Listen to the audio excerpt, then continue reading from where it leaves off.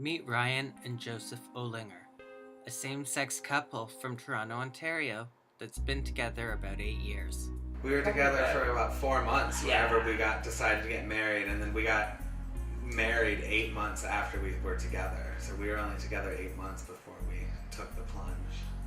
For the couple, getting married wasn't about a big ceremony.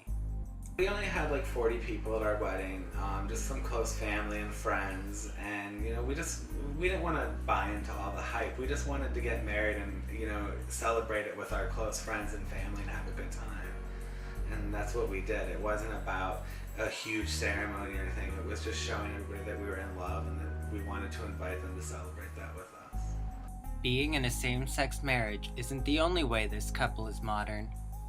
We met in a Yahoo chat room, actually. Yeah. And although many couples now meet online, one unique challenge that faced this couple was the fact that they weren't even from the same country. Joseph was an American. I'm actually from Akron, Ohio, so I'm a U.S. citizen. We met about a month after we met online. We met in person, and then I went down every week. But either I went down or Joe would come up. Right. For our weekends. So we were together at once a week, like 2 days a week, every week, all through the 8 months. And then even once we were married, I still traveled back and forth, or he traveled back and forth for 2 months before I even moved up here. And constantly traveling across borders can cause some logistical problems. He had more of an issue just coming across the border during while we were courting each other. It was more, and even once we were married, it was the U.S. customs. They're not really that. They're not very accommodating whenever it comes to saying, "Oh, I'm coming to meet my husband." "Oh, well, you're a man. Yeah, you can't be married to a man here, so you're not coming to meet your husband," is what they would tell you. And it's like, okay. Yeah, a couple times I had to bite my tongue because it's like, oh, well, yeah. If I say anything, I can't get across the border.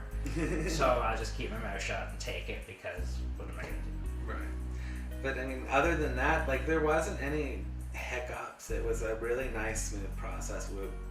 For the big, elaborate process that it was. There was a lot of paperwork involved. It was financially, it was a pretty big expense.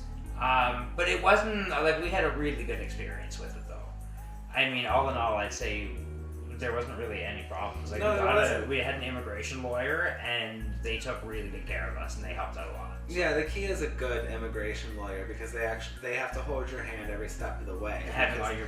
You only have one chance with the paperwork. If you send in paperwork that's wrong, they don't contact you and say that it's wrong. They throw it out and they don't contact you. So you have to start all over again. So it's key to have a proper immigration lawyer and somebody that knows what they're doing that specializes in it.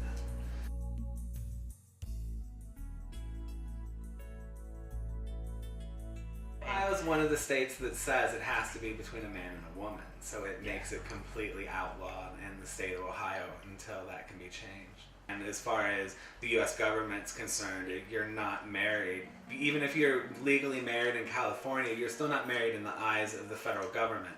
So you can't seek resident status whenever you're a gay couple. And although the two love Toronto, they haven't ruled out a move in the future.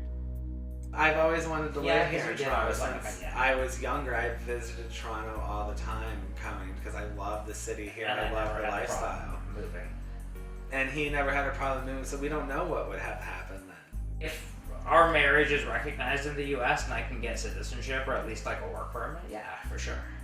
We definitely consider moving down there. So, what did this modern couple have to say to those who oppose gay marriage or fight against same-sex rights? It's just one of those, we're married because we love each other and we wanted to show our friends and family that we're a committed couple. And it's one of those, like, what I don't understand why people care, because as far as anybody else is concerned, we're just two people sitting at a table that happen to be the same sex. Whenever the people next to us just happen to be a guy and a girl.